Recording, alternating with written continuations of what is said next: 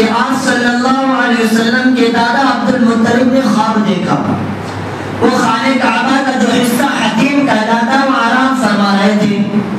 خواب دیکھا کہ کوئی کہنے والا کہہ رہا ہے کہ احفر برتا، کہ برہ کو کھودو۔ تو اس نے سوال کیا کہ برہ کیا ہے؟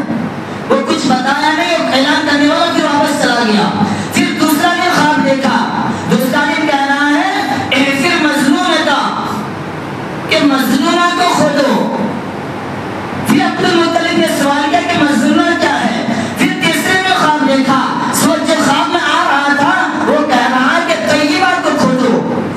پھر عبد المطلب نے سوال کیا یہ طیبہ کیا ہے؟ پھر ایک دن چوتھا دن وہ شخص کے پھر خواب میں آ کر کے آنے والا کہہ رہا ہے کہ زمزم کے کنویں کو کھودو۔ پھر عبد المطلب نے سوال کیا کہ زمزم کا کنواں کیا ہے؟ پھر خواب میں آنے والا نے بتایا، اس کی تفصیل بتائی کہ کنواں ہے، زمزم کا کنواں ہے، اس کو کھودو، اس کے علامات بتائے، اس کے نشانات بتائے۔ جب بار بار خواب دیکھا اور زمزم کے کنویں کی جگہ بتائی، علامات بتلائے، تو آپ صلی اللہ علیہ وسلم کے دادا عبد المطلب کو یقین ہو گیا کہ ادھر ادھر کی بہکیوں کی خواب نہیں ہے، بلکہ رؤیا صالحہ ہے، رؤیا صادقہ ہے، یعنی سچے خواب ہیں، اچھے خواب ہیں۔ اس خواب کے ذریعے ہمیں کچھ بتلایا جا رہا ہے۔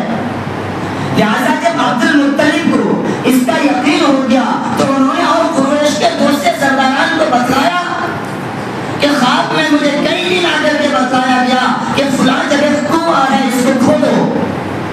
میرے دوست سے پہلے یہ سمجھیں کہ ڈائریکٹ پہلا دن ہی آ کر کے زمزم کا نام کیوں نہیں لیا، دوسرے نام کیوں لیے؟ تو مفسرین لکھتے کہ دوسرے جو نام لیے ہیں یہ زمزم کے آب زمزم کے القاب ہیں، یہ اس کے صفات ہیں۔ اللہ تبارک و تعالیٰ نے اس پانی کے اندر تاثیر و صفات رکھا ہے۔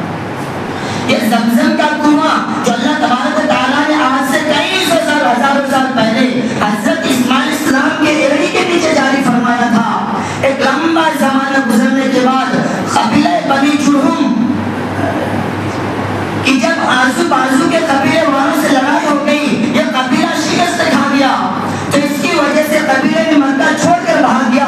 مکہ چھوڑنے سے پہلے اس قبیلے والے نے خانہ کعبہ کے اندر جتنے سامان تھے تمام سامان اس زمزم کے کنویں میں ڈال کر اس کو بند کر دیا تھا، تو ہزاروں سال سے کنواں بند تھا۔ پھر رؤیا صالحہ کے ذریعے آپ صلی اللہ علیہ وسلم کے دادا عبد المطلب کو اس کنویں کے علامات بتائے گئے، جگہ بتائے گئے، دوبارہ اس کنواں کو جاری کیا گیا۔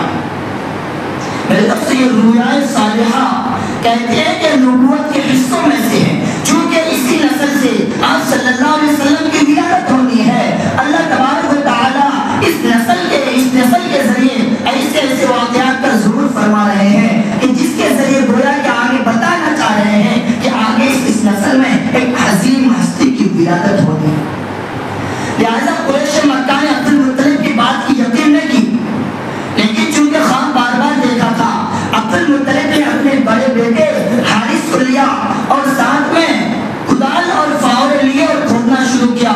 لگاتار 3 دن تک کھودا، زمزم کے کنویں کے علامات سامنے آئے، آخر کار وہ کنواں ظاہر ہوا۔ تو عبد المطلب نے اس وقت نظر مانی تھی، چونکہ ایک بیٹا ہے اور خود عبد المطلب ہے، خود کھود رہے ہیں، اور ان کا بڑا بیٹا حارث مٹی اٹھا کر اوپر ڈال رہا ہے، صرف ایک بیٹا ہے اور کسی نے ساتھ نہیں دیا۔ تو انہوں نے نظر مانی تھی، یا اللہ اگر آپ نے مجھے 10 بیٹے عطا فرمائے اور 10 کے 10 بیٹے جوان ہوئے، میرے 10 بازو بنے، بڑے ہو کر میرے معین مددگار بنے، تو میں ایک بیٹے کو آپ کے لیے قربان کر دوں گا، ایک بیٹے کو آپ کے لیے قربان کر دوں گا۔ لہٰذا اللہ تبارک و تعالیٰ نے انہیں 10 بیٹے بھی عطا فرمائے، 10 کے 10 جوان ہوئے، 10 بازو بنے، معین مددگار بنے۔ ادھر جب کنواں ظاہر ہوا تھا، کیونکہ عبد المطلب قوم کے سردار تھے، آپ صلی اللہ علیہ وسلم کے نسل کے جتنے بھی آبا اجداد ہیں وقت کے سردار مانے جاتے تھے، وقت کے سید مانے جاتے تھے، ان کا ایک مقام و مرتبہ تھا۔ تو آپ عبد المطلب بھی اپنے قوم کے سردار ہیں، خانہ کعبہ کے متولی ہیں، جو حجاج